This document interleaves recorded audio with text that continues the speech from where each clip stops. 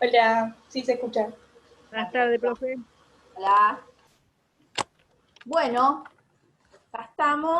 Vamos a seguir un poquito hablando sobre norma jurídica y vamos a avanzar hacia sistema jurídico en tanto en cuanto nos lo permita el tiempo. A ver, pantalla, supuestamente sí.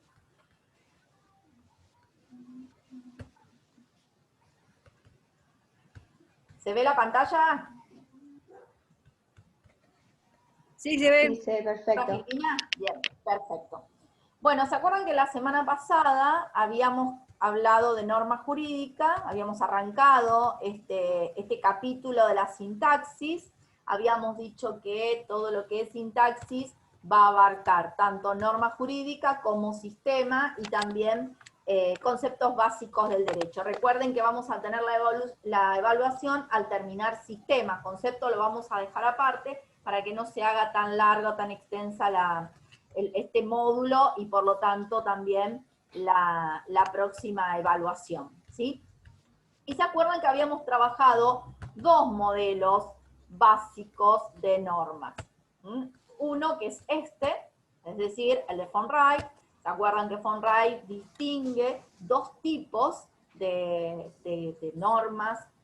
Uno que llama grupos principales y otro que llama grupos secundarios. Y dentro de estos grupos principales vamos a tener las prescripciones, que son aquellas que entiende von Wright son las mejores, las más aptas, digamos, para constituirse en normas jurídicas. Espérenme un segundito. ¿Hay alguien del centro de estudiantes? Espérenme un segundo que dejo de compartir porque no sé si se está grabando. Sí. Así después les queda. Bien.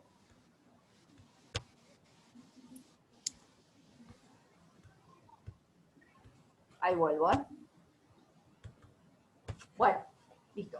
Les decía, bueno, según von Wright, las prescripciones que se encuentran dentro de los grupos principales de normas son aquellas que califican mejor para constituirse en normas jurídicas. De manera que si le preguntamos a von Wright qué son las normas jurídicas, va a decir que son un tipo especial dentro de las prescripciones que a su vez se incluyen dentro de lo que él identifica como grupos principales de normas. Y habíamos visto además, ¿se acuerdan? Las diferentes características y elementos que nos van a servir para definir a las normas, a las prescripciones conforme a la teoría de von Wright. Habíamos hablado también de Kelsen, presentamos el modelo positivista, por supuesto, de norma de Kelsen. Acuérdense que habíamos dicho que von Wright no desarrolla su tarea al interior de la ciencia jurídica, sino que proviene de la lógica, trae una mirada externa, desde un punto de vista externo respecto al fenómeno normativo, a diferencia de Kelsen, ¿sí? Ustedes a Kelsen ya lo conocen del concepto de derecho, saben que propone un tipo de definición de derecho desprovisto de elementos o libre de elementos que no sean puramente normativos. Por eso llama a su teoría pura del derecho. Y bueno, vimos cuáles son las características que predominan o que definen a las normas jurídicas para Kelsen, y entre ellas habíamos, ¿de acuerdo?, hecho hincapié en la cuestión de la sanción jurídica. Bueno, habíamos hablado también de la distinción entre el mundo del ser y el mundo del deber ser, habíamos ubicado a las normas como juicios condicionales del deber ser, recuerdan, y habíamos hecho también la distinción entre normas primarias y normas secundarias, siempre definiendo la norma primaria como aquella que prevé sanción, ¿sí? Es la norma a la cual define Kelsen, es la que prevé sanción. La sanción es una característica definitoria en el concepto de norma de Kelsen, mientras que la norma secundaria se extrae, es una consecuencia lógica de la norma primaria, ¿sí? Y esto nos traía un problema que es el de las normas que no prevén sanción, ¿se acuerdan?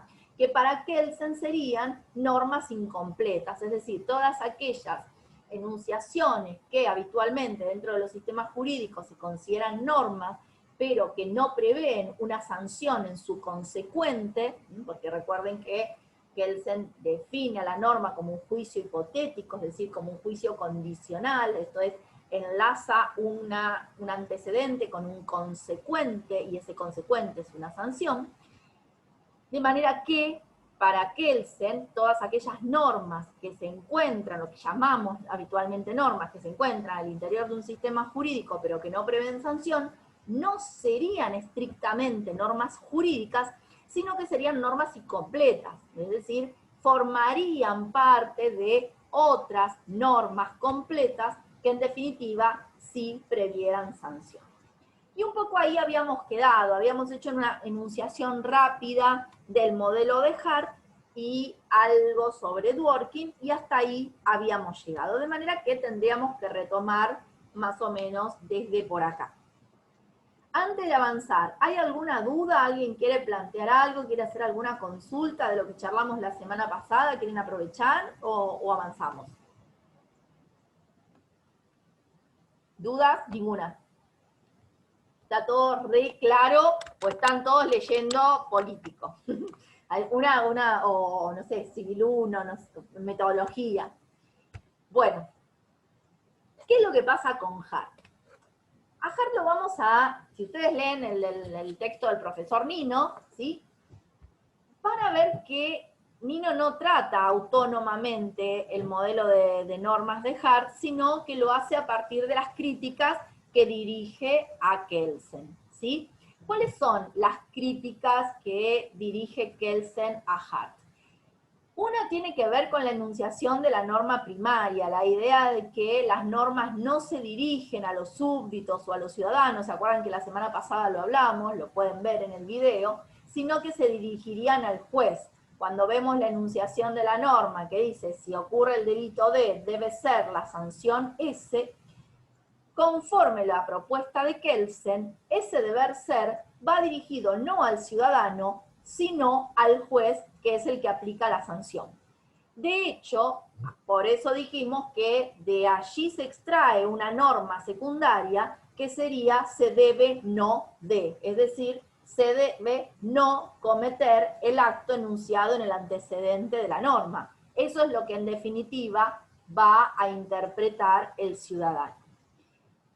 ¿Qué es lo que dice Hart al respecto? Dice que en realidad los sistemas no funcionan de esa manera. Más allá de la enunciación, más allá de la fórmula condicional, lo cierto es que la norma, en tanto y en cuanto impone comportamientos, impone formas de conducta, va dirigida directamente al ciudadano, al súbdito, ¿sí?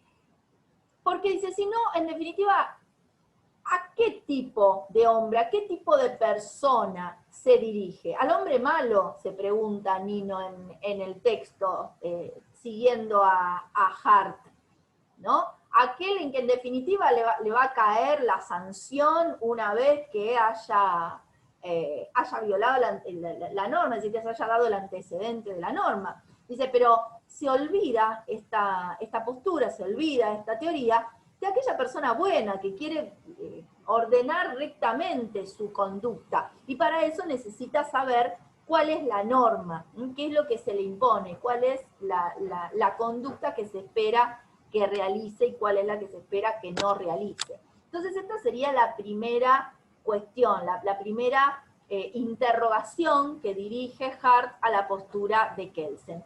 Y la segunda tiene que ver, como crítica, ¿no? Por supuesto. La segunda tiene que ver con lo que decíamos recién respecto de las normas incompletas, esta idea de Kelsen de que norma jurídica en sentido estricto solo es aquella que prevé sanción. Esto implica definir al sistema jurídico, y lo vamos a ver un poquito más adelante, esto que propone Kelsen, definirlo como un sistema coactivo, en el cual, y esto lo habíamos dicho ya la semana pasada también, el concepto de sanción es determinante. ¿Por qué? Porque para que haya norma jurídica tiene que haber sanción. Al que matare se le aplicará una pena de 8 a 25 años. Esa consecuencia en la enunciación que supone la posibilidad de la imposición de la pena, ojo, que si mata, usted puede ir preso por un periodo que va a ir de 8, que se va a contar de 8 a 25 años, que puede ser, que se va a desarrollar entre ese marco de posibilidades, eso es definitorio en el modelo kelseniano. Esa es la sanción, ¿sí? La privación de un bien a consecuencia de una conducta dispuesta por un órgano establecido a ese efecto, un órgano que tiene facultades para hacerlo, ¿sí? Esto es determinante, entonces, decíamos, en la teoría de Kelsen. Y es la condición para que un enunciado sea una norma jurídica, es decir, que prevea una sanción en su consecuencia. Sé que lo reiteré un montón de veces, espero que esté quedando la idea de que para Kelsen las normas son juicios hipotéticos del deber ser, esto es fórmulas condicionales que enlazan un antecedente, que es una conducta, con un consecuente, que es una sanción, esto es la privación de un bien que el sistema o que el Estado impone a un ciudadano porque ha cometido determinada conducta que se pretende que no se realice. ¿Sí? ¿Qué es lo que pasa? Hart dice, puede ser que este tipo de definición sea útil para las normas penales, ¿sí? Pero hay cantidades de normas dentro de los sistemas jurídicos que no prevén sanciones. Por ejemplo, cito uno que trae Nino, aquellas normas que ustedes van a ver mucho más adelante en la carrera, respecto de los requisitos para el otorgamiento de un testamento, por ejemplo. ¿Y qué pasa de las normas que reglan el matrimonio? ¿O qué pasa con las normas que reglan la forma de realizar contratos? Por ejemplo, una compraventa, un arrendamiento, un alquiler de un inmueble, ¿sí? Un contrato de trabajo. ¿Qué consecuencia, sanción tienen esas normas? No la tienen. No, por lo menos en los términos que nosotros venimos definiendo sanción. ¿Qué posibilidad encuentra Kelsen? ¿Cómo se defiende de esto Kelsen? Es decir, bueno, pero ojo, porque también en el ámbito del derecho civil, como estos ejemplos que estamos dando, cuando no se cumplen las formas que se establecen en la ley, que se establece en la norma, puede ser que el acto que se pretende realizar sea nulo. Entonces Kelsen dice, la nulidad funcionaría como una especie de sanción. Por ejemplo, yo quiero otorgar un testamento, me tengo que fijar en el Código Civil cuáles son las reglas para que el testamento sea válido. ¿Qué pasa si no lo cumplo? Por ejemplo, no sé, falta la firma de la manera que se debe otorgar, falta la intervención del escribano, faltan los testigos, dependiendo del tipo diferente de testamento que sea. Pues no habrá testamento. Pero de ahí a suponer que el hecho de no realizar un testamento o no integrar un contrato de la manera que la ley lo prevea sea un comportamiento no deseado que el sistema intenta desalentar, como pasa con los delitos, hay una distancia. Hart dice, no es aplicable la nulidad, por ejemplo, no es aplicable a los actos civiles de la misma manera que la sanción es aplicable a las conductas sancionadas penalmente. De manera que esta sería la segunda gran crítica de Hart. La idea de que el modelo que presenta Kelsen, por el cual las normas jurídicas son solo aquellas que prevén sanción, es un modelo limitado que no da cuenta de la heterogeneidad, de la variación, de la multiplicidad y de la complejidad de elementos que conforman los sistemas jurídicos, ¿sí? Que lejos están de limitarse solo a normas jurídicas que prevean sanción. Que reitero, bien puede ser útil para lo que es la norma penal, pero no para la totalidad de las normas que integran los sistemas. Particularmente le interesan a Hart aquellas normas que confieren facultades, que confieren potestades. tanto a los ciudadanos para que nos desarrollemos en la vida civil, como a los funcionarios del Estado, a los órganos, para llevar adelante actos de autoridad. Por ejemplo, los legisladores para sancionar leyes, por ejemplo, los jueces para dictar sentencias, ¿sí? Las normas que reglan esas actividades son, dice Hart, normas jurídicas, sin embargo, no prevén sanciones coactivas.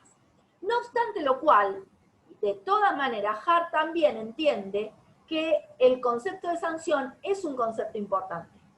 Y es un concepto que va a servir para definir el sistema jurídico, ¿sí? Pero eso lo guardamos por un ratito. Entonces, ya tenemos alguna idea de cuál es la propuesta de Hart.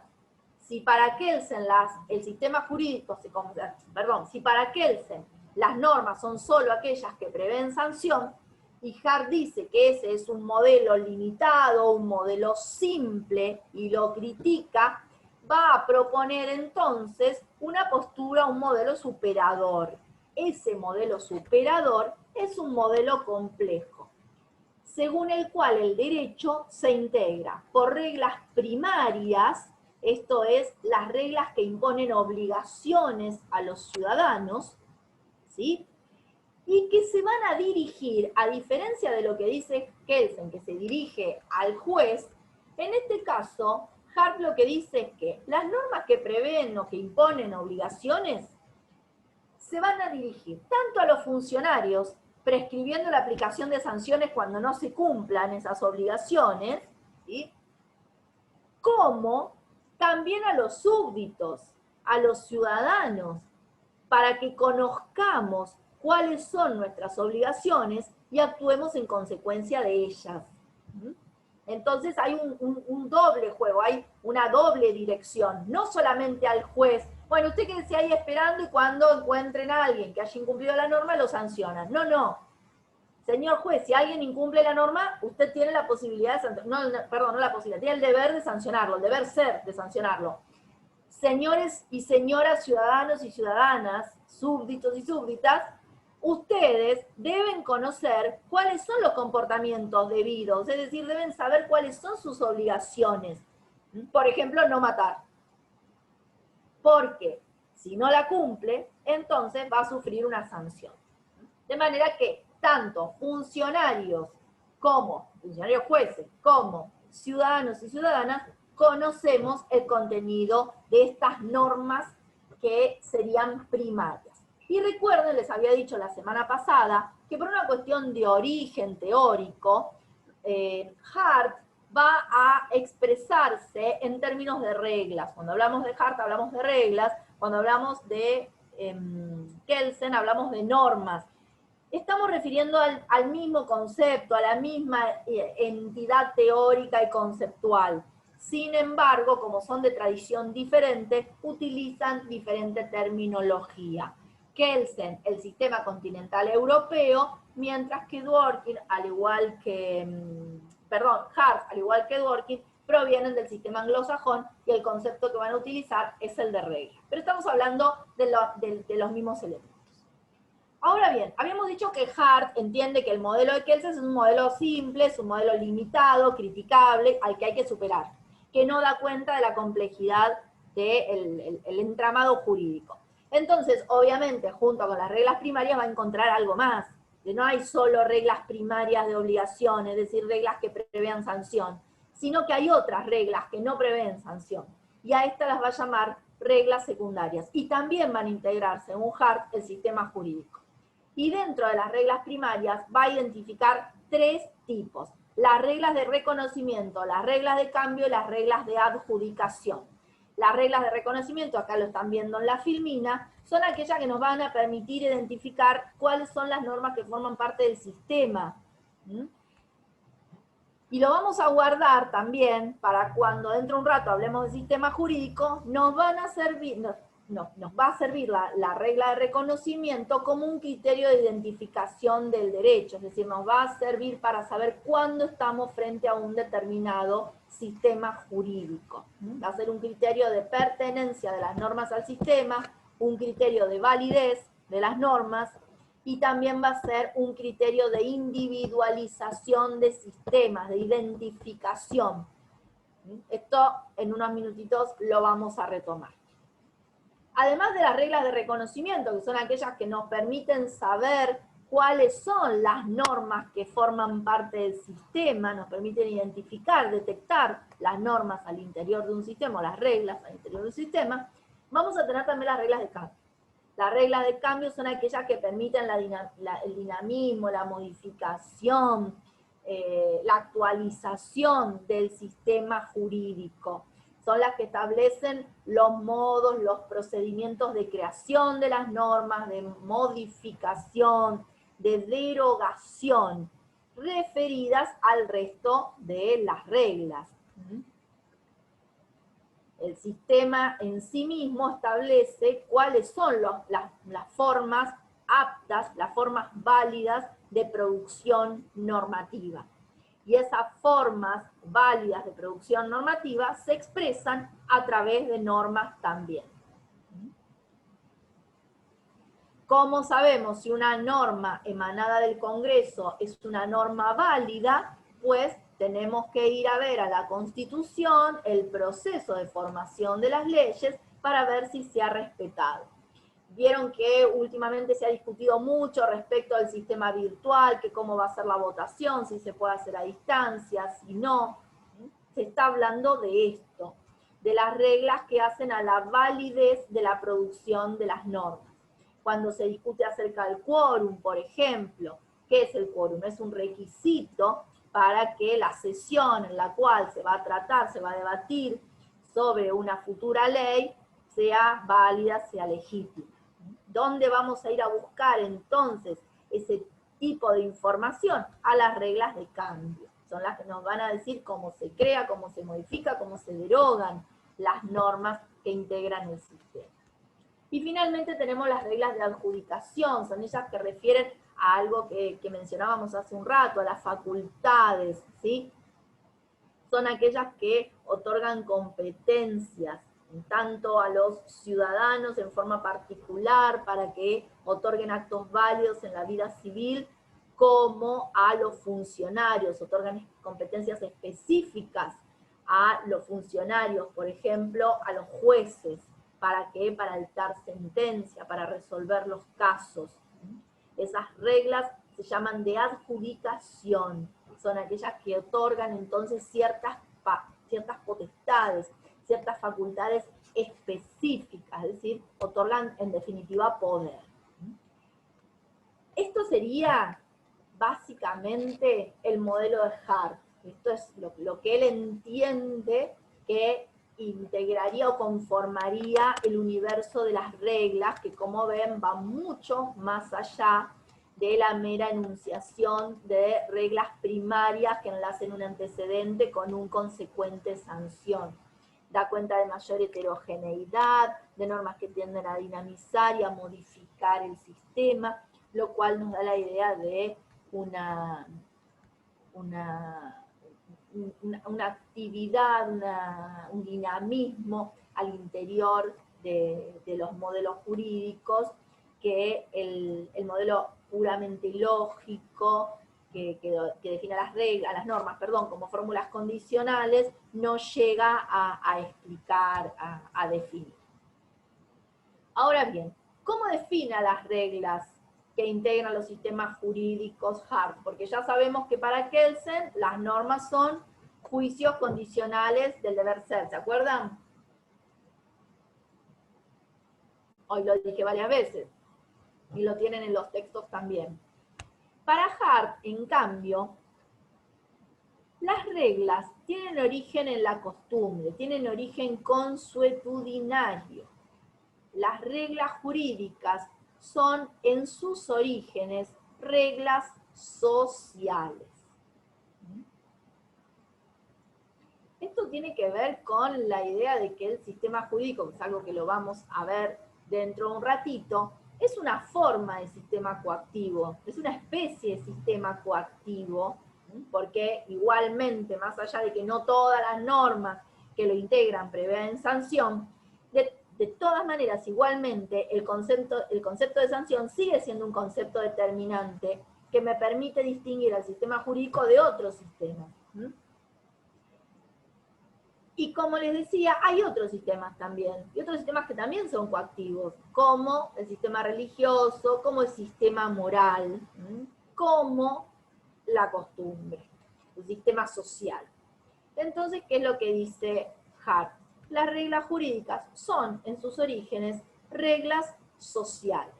Y ojo, que no es lo mismo una regla social que un mero hábito. Y vamos a ver entonces cómo define a las reglas sociales que tienen la capacidad, que tienen las calidades suficientes para constituirse en, finalmente, reglas jurídicas. ¿Qué sería un mero hábito? Piensen ustedes costumbres, que así seguramente ustedes lo piensan de esa manera, cosas que acostumbran a hacer, que hacen habitualmente, pero que no tienen mayor relevancia, no tienen más relevancia que para ustedes, o para ustedes y su grupo familiar conviviente, o algunas amigas y amigos, pero que no tiene trascendencia hacia el mundo. No sé, juntarse a comer en la casa de sus abuelos los domingos unas pastas, ir al cine los viernes a la noche, o ir al cine los miércoles, o ir a un cineclub a tal lugar, o ir a jugar tal deporte tal día de la semana, o ponerse determinada ropa para tal actividad que se reitera. Son hábitos, cosas que uno acostumbra a reiterar y que las va incorporando y las va naturalizando, de manera tal que ya ni nos preguntamos dónde vamos a comer el domingo. Vamos a lo de la abuela a comer las pastas, ¿sí? O a comer el asado a tal lugar. Está naturalizado, está internalizado, es un hábito. Ahora, ¿es una regla social? No. Porque bueno, que Juana coma todos los domingos con su familia en la casa de la abuela, importa a su familia nada más. ¿Qué diferencias o qué características sí tienen las reglas sociales a diferencia de los meros hábitos? Yo tengo la costumbre de, no sé, antes de ver el partido de la selección, me encargo una picadita. No tiene ninguna relevancia. En cambio, las reglas sociales sí tienen ciertas características que van a permitir buscar en ellas después a las reglas jurídicas. Y estas características a las que refiere Hart serían tres. La crítica, la existencia de crítica y presión social, la cuestión vinculada con la desviación, es decir, el apartamiento, el no cumplimiento de la regla social, y finalmente, ¿qué pasa con el punto de vista interno? Es decir, cómo cada sujeto internaliza esa regla. Primero vamos a la crítica y a la presión social. En una regla social se acepta que hay una exigencia de cumplimiento que viene dada por el mundo social. Se debe hacer. Y si no se hace, se siente la crítica. Y esa crítica es legítima. De manera tal que si un sujeto X se desvía del cumplimiento de esa regla social, entonces va a recibir esa crítica de la que estamos hablando con la convicción, tanto social como del propio sujeto, de que es legítima. Y bueno, está bien, hizo mal. Y aquí es donde ingresa esto que mencionamos como punto de vista interno. Cada uno de nosotros que integramos o vivimos al interior de un determinado sistema social que tiene sus reglas, entonces sentimos la presión social, es decir, la exigencia de la sociedad para comportarnos de determinada manera, de acuerdo a esas reglas sociales, sabemos que si no la cumplimos nos estamos desviando, es decir, estamos en falta respecto de la regla social, y por lo tanto, será legítima la crítica que recibamos en consecuencia, y sabemos internamente cuál es la obligación que nace de esa regla social, y sabemos internamente que es legítima la crítica que recibimos. ¿Sí? Todo esto va a dar como resultado la existencia de reglas sociales. Vamos a estar frente a una regla social cuando la pasemos por el tamiz de estas características y se confirmen todas ellas. ¿Se acuerdan que yo la semana pasada les daba como ejemplo, así medio rapidito, el del comportamiento que se espera en un velorio, por ejemplo? ¿Sí? No es un mero hábito no ir vestido con colores fuertes y reírse y burlarse de la persona fallecida, ¿no? Sino el respeto que se exige es una costumbre social tan arraigada que lo más probable es que si uno no cumple con lo que se espera, venga algún familiar de la persona fallecida o alguien de la sala velatoria y nos invite a retirarnos. Esto es, va a actuar la crítica y la presión social, porque todos nos van a empezar a mirar, se va a hacer un silencio incómodo, vamos a recibir la crítica, va a venir alguien de la sala velatoria y nos va a invitar a retirarnos, y nosotros vamos a saber que estuvo bien. Si quieren algo un poco menos trágico, pensemos el que empieza a hablar fuerte en el cine o en el teatro. Es típico. ¿Qué sucede cuando pasa eso? Empieza, callate, pará, todos los que están alrededor actúan la crítica, ¿sí? Y el que estaba hablando dice, uy, pero qué mal que estuve, o no, a veces por ahí puede responder, ¿no? Puede responder puede sentirse provocado incluso. Pero quienes están alrededor, incluso quienes no participen de la crítica, saben que es legítimo que se le esté llamando la atención. Y en definitiva, si de esa manera no cesa, también lo que sucederá es que vendrá un acomodador, alguien del cine o del teatro y nos invitará también a retirarnos, porque estamos faltando a una costumbre que es la del respeto a la actuación o al silencio para que los demás puedan disfrutar del espectáculo. Entonces, cuando pasamos por el tamiz de estos tres elementos a un comportamiento que habitualmente realizamos y pensamos que está naturalizado, no nos hemos detenido a pensar por qué eso se cumple, por qué adherimos a ese comportamiento, bueno, estaremos entonces en un caso de regla social. Hart dice que las normas jurídicas son especies de reglas sociales, ¿sí? Son reglas sociales que pasan a ser jurídicas justamente por la legitimidad que obtienen. Él se está preguntando entonces por la genealogía de las reglas jurídicas. ¿Cómo es que un comportamiento se vuelve obligatorio jurídicamente? Hart entiende que porque tiene un origen en la obligación que nace de las reglas sociales. Entonces, fíjense qué bien distintas son las propuestas de Kelsen y de Hart, ¿sí? Una definición lógica, una definición que se va a buscar al mundo del deber ser, es la de Kelsen, que enlaza un antecedente con un consecuente que prevé sanción, mientras que para Hart el origen de las normas, en cambio, está en la costumbre, ¿sí? En las reglas sociales obligatorias. Vamos a guardar un poquito a Kelsen y a Hart, con sus posturas fuertes ambos, a las que vamos a volver cuando empecemos a trabajar sistema jurídico, y antes de terminar norma, o mejor dicho, para terminar norma, quisiera dedicarle algunas palabras a Ronald Dworkin, de manera que los modelos que les presentamos sobre normas jurídicas son 4. Von Wright, Kelsen, Hart y Ronald Dworkin.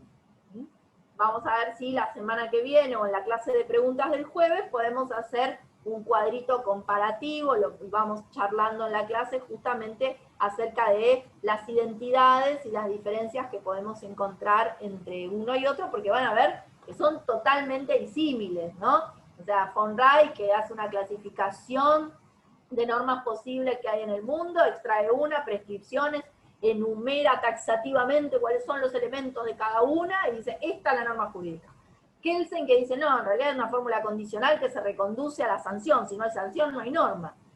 Hart, por el otro lado, que dice, no, no solamente las que prevén sanción, sino todas aquellas que proveen facultades, que le dicen al sujeto, ciudadanos, ciudadanas, cómo deben comportarse, cómo pueden y cómo tienen obligación de comportarse, y que además proviene de la convicción social acerca de la obligatoriedad. Ahí está su origen. Y ahora vamos a Ronald Dworkin. Ronald Dworkin nos va a decir, el derecho se integra por reglas, sí, pero no solamente por reglas. Preocupémonos por otros elementos además de las reglas.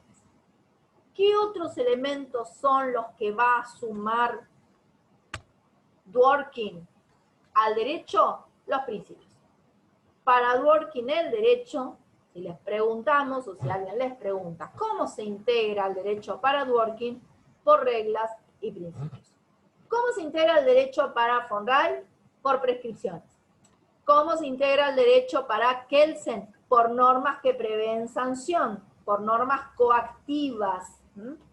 ¿Cómo se integra el derecho para Hart? Por reglas primarias más reglas secundarias. Estamos en el ámbito del positivismo. Kelsen, Hart. ¿Sí? Normas positivas para Kelsen puestas por el legislador en forma condicional que prevén sanción. Hart, normas positivas con origen consuetudinario, pero puestas en el mundo jurídico. En cambio, Dworkin va a ir a los principios. Dworkin va a ampliar el concepto de derecho, ampliar la base de análisis que tenemos y va a decirnos que además de las reglas, hay algo más que obliga, hay algo más, hay otras entidades que reglan las conductas de ciudadanos y ciudadanas, y ese algo más son los principios. Entonces, ¿qué es lo que va a hacer básicamente Dworkin? ¿O qué es lo que nosotros hemos seleccionado para trabajar respecto de Dworkin? Porque es una teoría sumamente compleja e interesante la que nos trae Dworkin, yendo más allá de la pura normatividad y más allá de las posibilidades que el positivismo ofrece.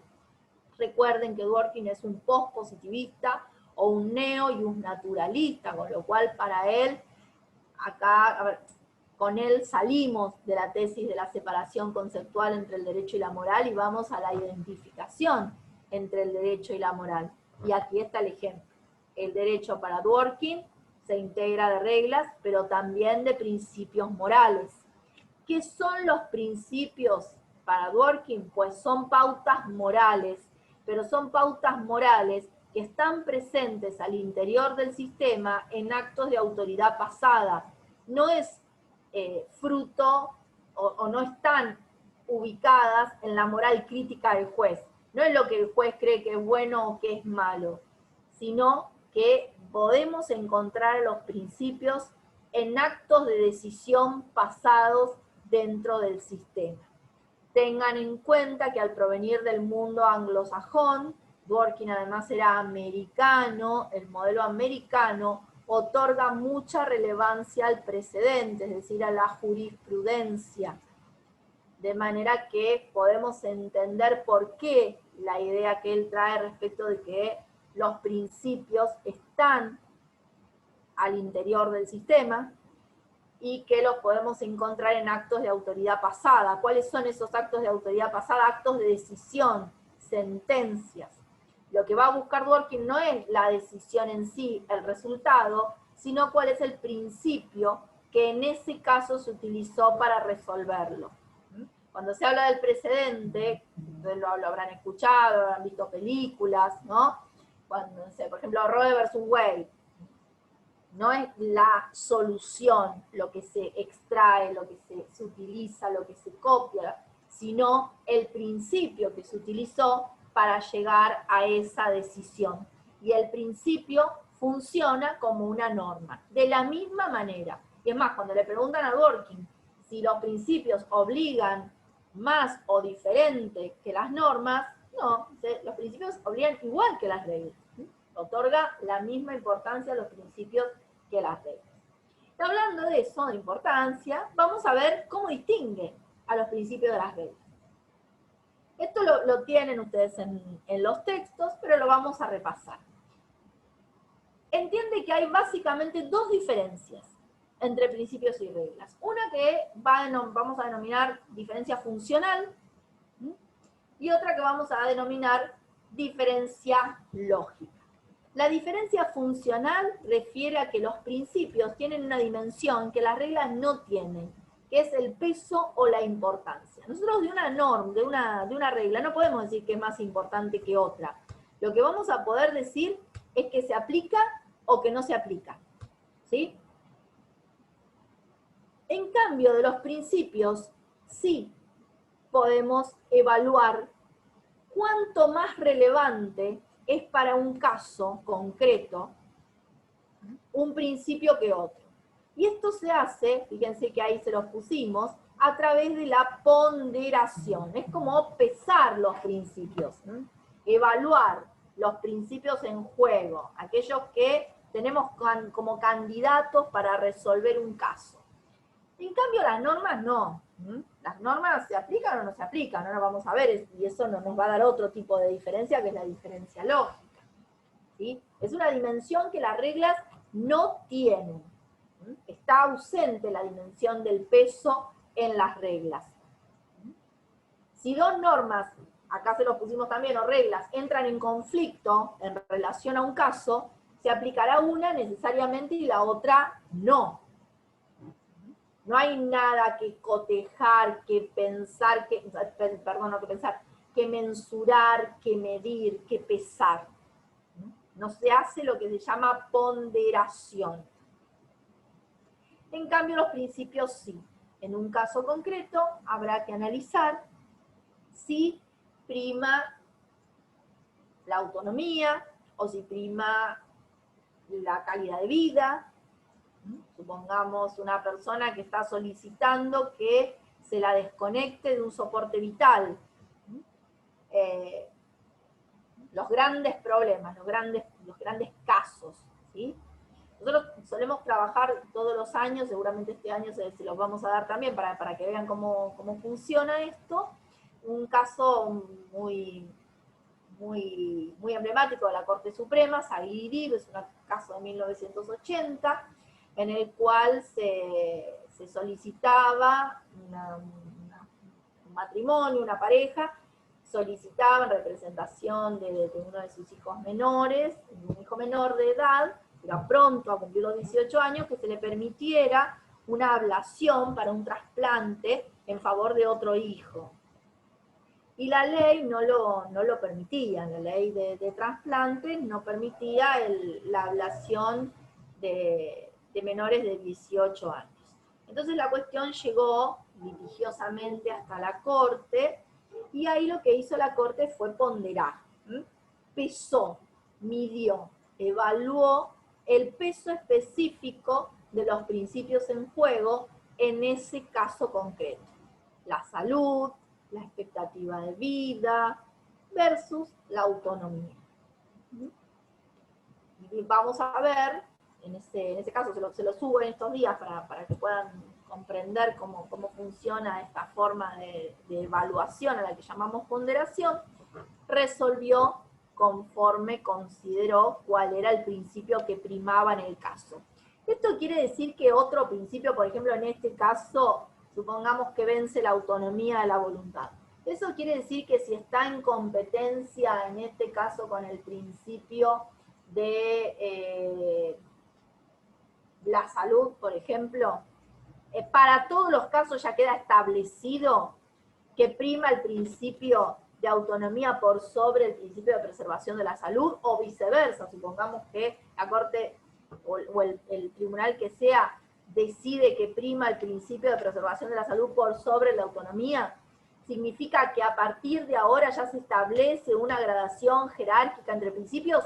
No, es para el caso concreto, ¿sí? Un principio, como se lo pusimos ahí, puede desplazar a otro y no por eso deja de ser válido. Y esta, insisto, es una característica que solamente tienen las reglas, perdón, los principios y que no tienen las reglas. Esto es lo que llamamos diferencia funcional, es decir, cómo funcionan, cómo se aplican en el caso concreto los principios. Tienen peso, o también llamada importancia, que es una característica o dimensión que las reglas no tienen. Y además de la diferencia funcional, tenemos a esta que es la diferencia lógica. ¿A qué nos referimos con la diferencia lógica? Suele decirse que las reglas son condicionales materiales. Vieron que venimos diciendo hace rato que para qué son las normas se enuncian como fórmulas condicionales, es decir, en las que hay un antecedente que se enlaza con un consecuente a través de un condicional. ¿Qué quiere decir? Que se aplican a todo o nada. Es decir, que si se da el antecedente, debe ser necesariamente el consecuente. De manera tal que las normas o reglas se expresan de manera muy estricta. Tan estrictas se expresan que se enuncian también todas las alternativas en las cuales las normas no se aplicarían. Es decir, que vamos a tener todos los supuestos de aplicación de una norma y también todas sus excepciones. Últimamente en los medios han sido noticias varias veces situaciones de justicia por mano propia. Y vieron que se suele distinguir. Pero ¿actuó en legítima defensa? Preguntan los periodistas, preguntan los formadores de opinión, le preguntan a los abogados que llevan a los programas. ¿Actuó en legítima defensa? ¿O no habrá habido un estado de emoción violenta? ¿Por qué preguntan eso? Porque serían supuestos excepcionales a la aplicación de la norma que sanciona a la persona que mata a otra. Porque las reglas enuncian las condiciones de aplicación, pero también se enuncian las excepciones. Las excepciones a las aplicaciones de las normas constituyen también normas jurídicas. Esta es una característica de las reglas o normas. Los principios no tienen esa característica, por eso decimos que son condicionales derrotables, no materiales. Es decir, puede aparecer cualquier situación que haga que el principio no se aplique y no sabemos de antemano cuál sería esa situación. Es decir, las excepciones a la aplicación de los principios no están listadas. ¿Qué quiere decir esto? Que no hay una lista, no hay una enunciación previa de todas las excepciones a la aplicación de un principio. No hay forma de listarlas. No podemos determinar de antemano cuál va a ser el resultado de una decisión que involucre principios. ¿Por qué? Porque los principios no están enunciados de la misma manera que las normas, de forma estricta y además con sus excepciones. ¿Sí? Estas son las dos grandes diferencias que presentan que se dan entre los principios y las reglas. ¿Sí? La diferencia lógica, que mientras las reglas se aplican a todo o nada, los principios tienen tantas excepciones que no pueden ser listadas y habrá que determinar en el caso concreto si corresponde o no su aplicación. Y además la diferencia funcional. Esto es la identificación en los principios de una dimensión que las reglas no tienen y es el peso o la importancia. Esto es, en el caso concreto, es el juez el que va a tener que ponderar entre los diferentes principios en juego cuál es el que se aplica al caso concreto. Y con esto es suficiente para esta primera presentación de Dworkin, que en realidad no es primera porque ustedes ya vienen conociéndolo también de su postura frente a la definición de derecho, pero bueno, vamos a volver también con Dworkin cuando hablemos de interpretación y de argumentación. Así que por ahora con esto nos vamos conformando, ubicamos a Dworkin, insisto, dentro del naturalismo atenuado o pospositivismo, y nos convoca a la moral, nos dice que el derecho no se integra solamente por reglas, sino que además de las reglas hay algo que obliga de la misma manera que las reglas, y son los principios. Y acá le pusimos una definición breve, o sea, alguna aproximación a qué idea tiene Dworkin de los principios, y dice que son proposiciones de tipo morales, ¿sí? Claramente no son normativas, no eufemicemos, pero que de todas maneras su fundamento va a estar dado en actos de autoridad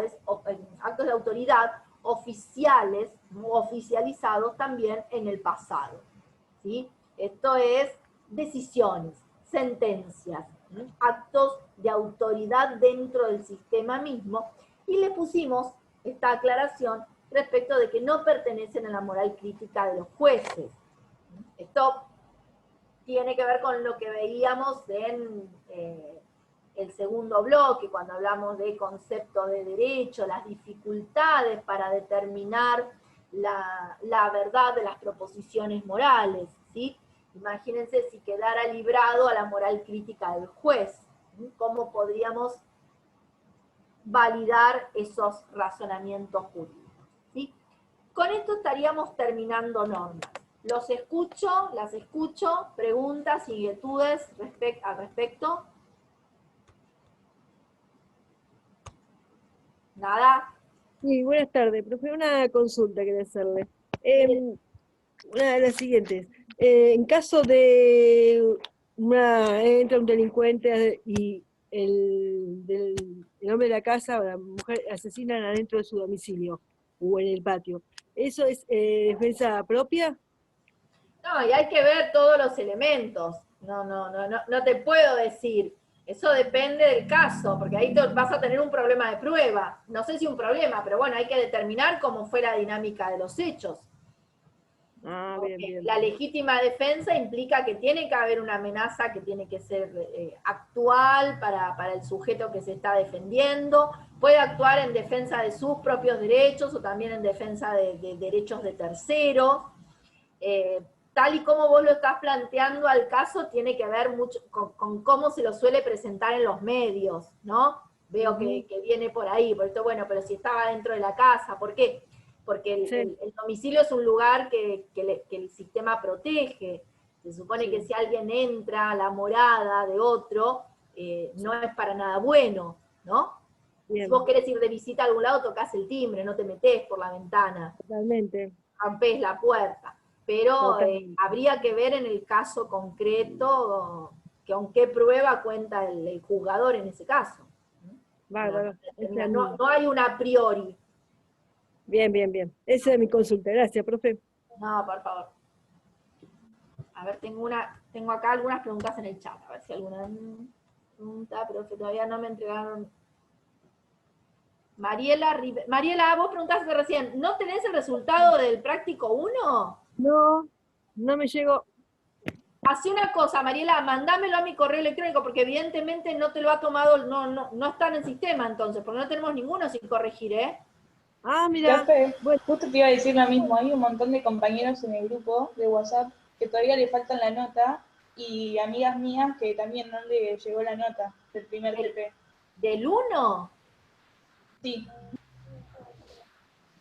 Bueno, hagamos una cosa. Sí. Los que estén acá, que no hayan recibido su devolución, les pido que lo manden a paulamuniagurri@hotmail.com, porque evidentemente es algún problema de validación del sistema. Ah, bien, bien. Bueno, mandamos entonces, me mando para su mail. Porque nosotros, los que están en la página, hay muchos ausentes, eso sí, también nos llamó la atención, que de la cantidad de inscriptos que hay, un 50% habían presentado trabajos. Evidentemente hay algún inconveniente con la validación, mándenoslo, así también podemos hacer el reclamo a División Alumnos, a ver qué pasó con el sistema. Acá Bueno, alguien me vale. pregunta, ¿vamos a tener alguna clase sobre sintaxis del derecho? No sé si estás, Carolina, todavía. Esto que estamos hablando es sintaxis del derecho. ¿Mm? La sintaxis es justamente, a ver, la integración de la sintaxis se da por la cuestión de las normas, los temas normas jurídicas, sistemas y conceptos básicos. Así que sí, vamos a tener, como les decía hoy, tenemos estas dos clases, una clase más la semana próxima sobre sistemas, y vamos a tener después también 2 clases más para conceptos básicos, ¿sí? Sí, es todo este módulo que estamos recorriendo ahora. Me preguntan si ya se definió la modalidad del próximo TP. No, todavía no. Se los vamos a informar antes de fin de semana, seguramente. Pregunta... Bueno, Mariela acá me decís una pregunta, pero no está formulada. No, ya se la hice la pregunta, era eso nada más. Era el tema del... Gracias. Bien. Acá alguien pregunta, ¿sería la costumbre de un grupo lo que valida una regla social? En realidad no es la costumbre de un grupo, sino que se den los 3 elementos que mencionaba, ¿sí? Esto es la crítica y la presión social, la legitimidad de la crítica ante la desviación, es decir, la presión social a cumplir, la idea de que hay una obligación que nace de la costumbre social. La idea de que si no se cumple, estamos en el ámbito de la desviación. El concepto de desviación es un concepto que es bien criminológico, tiene que ver con apartarse de la norma, de la obligación. Y finalmente, la idea de, no la idea, sino la convicción, el punto de vista interno, la noción o la convicción acerca de la obligatoriedad, el convencimiento de que lo que se está haciendo, que de lo que se está cumpliendo, es una norma, y que si no se cumple, se está faltando a ella. Yo no lo hago porque quiero, lo hago porque es mi costumbre tomarme un mate a la mañana antes del desayuno grande. Esto es totalmente irrelevante, no interesa. Sino, tengo la convicción de que si no lo hago, estoy en falta. Uy, pero, no sé, no saludé a mi vecino, y ahora va a decir qué maleducada que soy. Hay una costumbre social de saludar, por supuesto, entrar a un lugar donde hay una persona y mirarla y mirar para otro lado. ¿Es una falta social? Sí es una falta social. ¿Hay una presión social a saludar? Sí, es más, hay gente que cuando sucede algo así lo mira y le dice buenas tardes, ¿no? Pensemos en las oficinas públicas, es habitual. Llega alguien y dice, necesito tal cosa. Primero, buen día. Ahí se expresa la presión social. Bueno, no me digas, si mire, usted es un maleducado. Hay una crítica, y es legítima. ¿Y eso qué genera? Y la verdad es que me equivoqué. Yo debía haber saludado, debía haber dicho buen día. La convicción acerca de la obligatoriedad. Lo tengo que hacer, no solamente porque qué macanudo que soy, qué buena onda que saludo a los demás. No, hay una regla social que implica que se debe saludar. No sé, ceder el asiento a una embarazada. Ahora, hace unos años ya es habitual que haya un cartelito en los primeros asientos, en los colectivos, en los bancos, en oficinas públicas, lugares para estacionar, pero hasta hace un tiempo no, era una costumbre meramente social. ¿Sí? ¿Y qué pasaba? Si había una embarazada parada y un hombre joven, sobre todo, lo voy a llevar bien al extremo, sentado mirando para otro lado. Y empezaba el murmullo. Hasta que alguien le decía, señor, ¿no le va a dar el asiento a la señora? ¿Y qué actuaba ahí? La presión social, la legitimidad de la crítica, y finalmente, ¿qué hacía el hombre? Y se paraba y le daba el asiento, porque si no empezaba, pero ¿cómo no? Qué barbaridad, qué maleducado, no ve que es una mujer embarazada. Y no había ninguna regla al respecto. No sé, el tema del fumar, ahora también se ha establecido, fíjense que son reglas que finalmente terminan convirtiéndose en texto normativo positivo, ¿sí? Pero el fumar en lugares cerrados, fumar encima de otro, y no estaba bien visto. Y era habitual que alguien le dijera, por favor, le voy a pedir que apague su cigarrillo, no me obligue a fumar a mí. Si usted quiere fumar, vaya a fumar a otro lado, pero por favor no me moleste. ¿Qué actuaba ahí? La crítica y la presión social, la legitimidad de esa crítica ante la desviación y la convicción. Finalmente, luego de todo un proceso, esas ideas socialmente afianzadas respecto de la no conveniencia de fumar en espacios en los cuales se comparte el humo, se terminaron constituyendo en normas. Esa sería un poco la forma o la dinámica para contestar a la pregunta de Trinidad. Bueno, los voy dejando. Den un repasito, tienen bastantes textos para mirar, y estamos ofreciendo una clase de preguntas para el día jueves. La vamos a publicar para recordar, sobre todo porque están entrando pocos. Sabemos que están en épocas de parciales, que ya están rindiendo otras materias también, y por ahí es un poco complicado. Pero bueno, para el que le interese, que tenga alguna inquietud, el jueves a las 3 de la tarde vamos a estar disponibles para escucharnos. Bueno, nos vemos. Y acuérdense, mándenme un mail con el trabajo, aquellos que todavía no hayan recibido la corrección, a ver qué es lo que pasó. ¿Y bueno, el trabajo, el TP evaluativo 2, va a estar esta semana, la nota? Sí, este entre hoy y mañana ya todos terminan de recibir las correcciones, sí. Genial, gracias, profe. Nos vemos. Hasta luego. Chao, gracias. Adiós.